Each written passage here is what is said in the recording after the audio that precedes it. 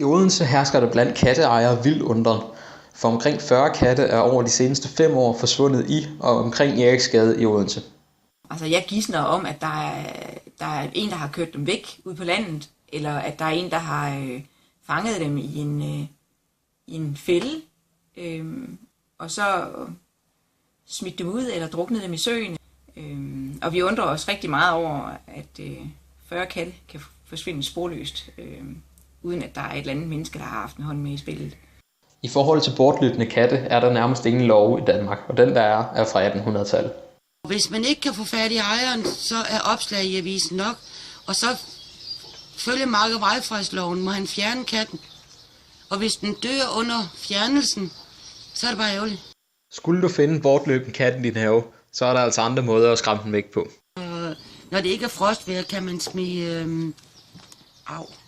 man smide vand i hovedet på den for eksempel. Det tager ingen skade af. Grundet mangel på beviser har Fyns politi indtil nu henlagt sagen.